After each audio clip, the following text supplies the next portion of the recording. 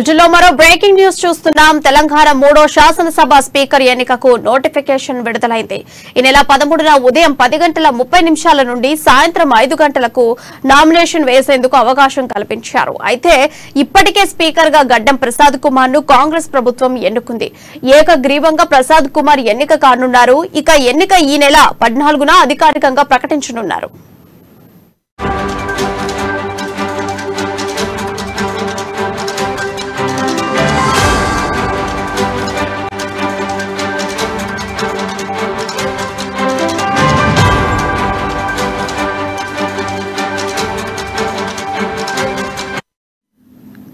Breaking news చూస్తున్నాం. తెలంగాణ 3వ శాసనసభ స్పీకర్ ఎన్నికకు నోటిఫికేషన్ ఖరారైంది.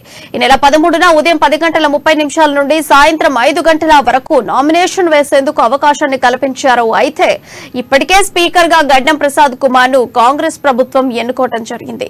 ఏకగ్రీవంగా ప్రసాద్ కుమార్ ఎన్నిక కానున్నారు. ఇక ఎన్నిక ఈ నెల 14న అధికారికంగా ప్రకటించనున్నారు.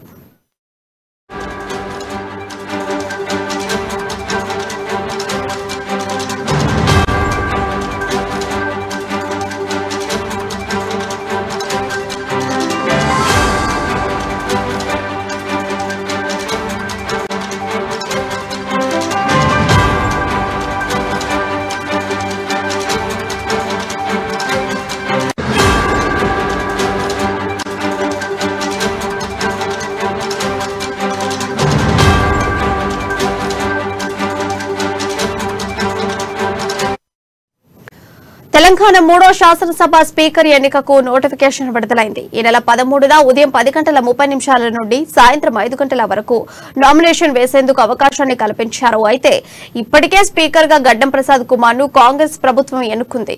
ఏకగ్రీవంగా ప్రసాద్ కుమార్ ఎన్నిక కానున్నారు. అయితే ఎన్నిక ఈ నెల 14న అధికారికంగా ప్రకటించనున్నారు. ఇక ఇదే అంశంపై మరింత సమాచారం మా ప్రతినిధి హరీష్ అందిస్తారు.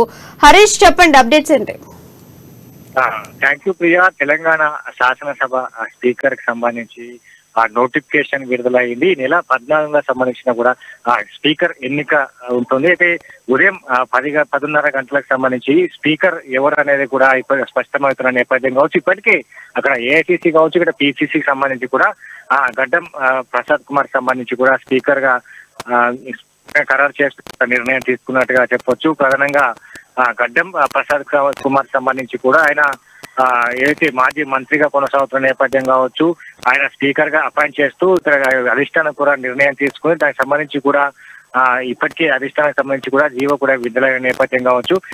అసెంబ్లీకి సంబంధించి ఆయన వికారాబాద్ నియోజకవర్గానికి సంబంధించి కూడా అత్యధిక మెజార్టీతో కూడా గెలుపొందడం జరిగింది.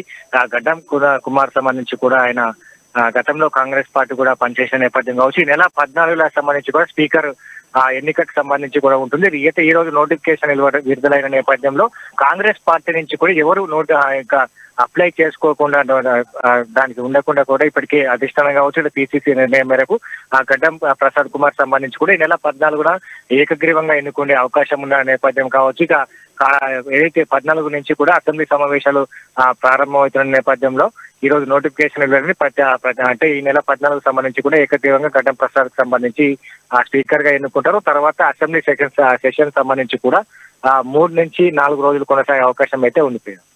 Harish, thank you.